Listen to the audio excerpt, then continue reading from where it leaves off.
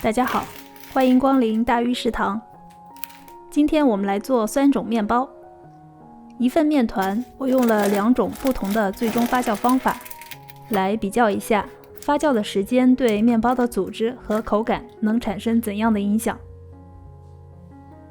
先来和面，我用的是半白面粉，里面含有 4% 的麦麸。这是一个非常简单的酸种面包的配方：500克面粉、8克盐、340克水，最后加入160克活跃的酸酵头。可以算出这个面包的含水量是 72%。关于酵种的喂养，可以看我前期的视频。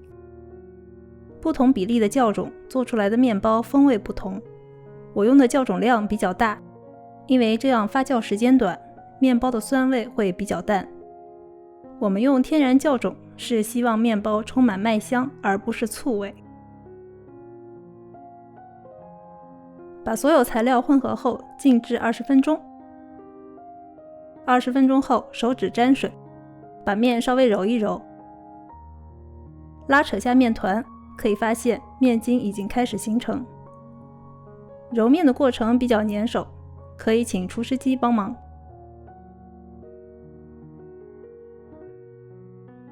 面揉均匀后放置半小时。接下来我会每隔20分钟对面团进行一次折叠。刚开始你可以尽可能的拉伸面团，促进面筋的形成。把面团拉长，折叠，换边继续同样的操作。在碰面团之前把手指沾湿，就不会粘手了。每一次的折叠，你都会发现面团有了新的变化，变得越来越光滑。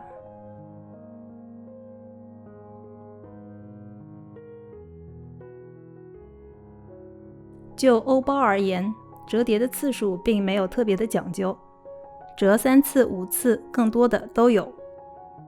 但也有极端的，把面搅匀就直接发酵的。其实每次的折叠都是对面筋的一次梳理和强化，折叠的次数越多，面包组织相对就会越发均匀。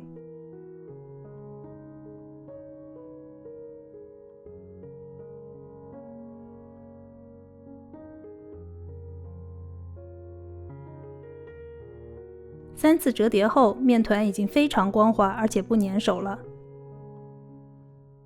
把面团拎起来以后往里折，就可以得到一个漂亮的光面。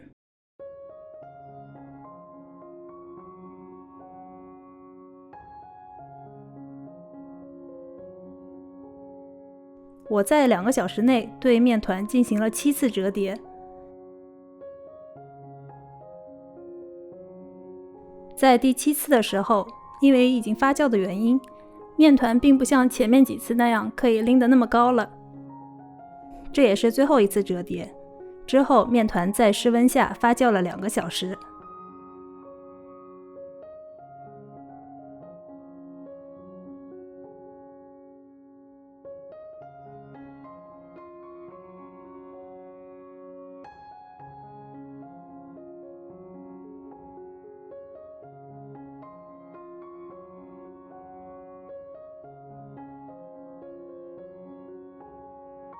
撒一点干粉，把发酵好的面团倒扣出来，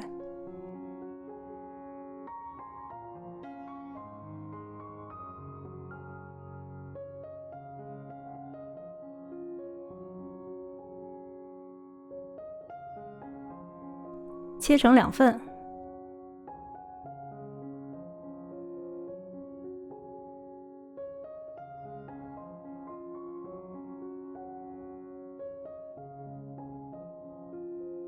其中一个整理成长条形，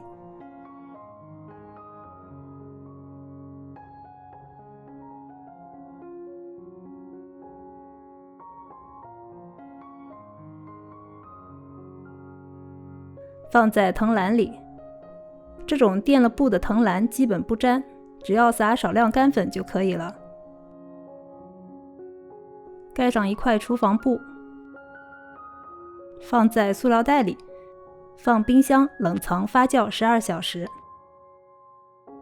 另一个面团整理成圆形，手法要轻柔，不要把气泡挤出去。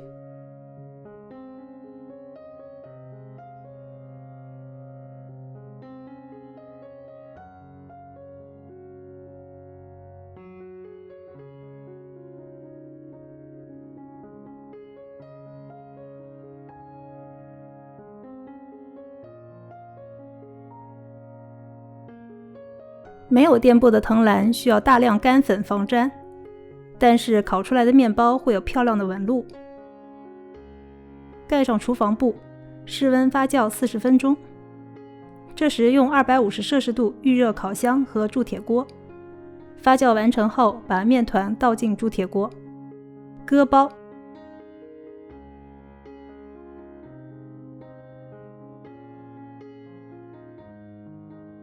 盖上盖子。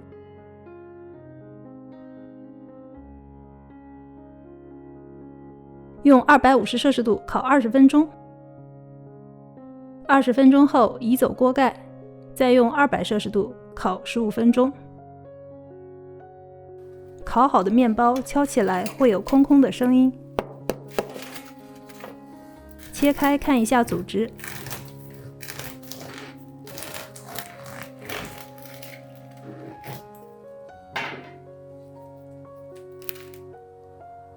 有大气孔，但也有比较密实的地方。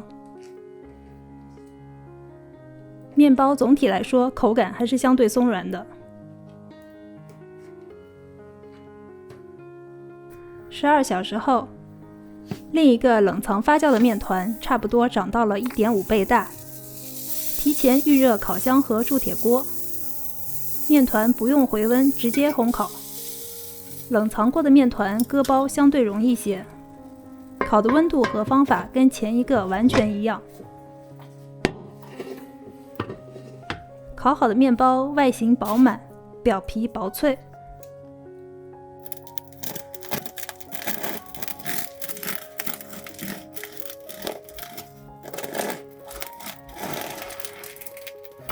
大气孔之外的其他组织也非常均匀。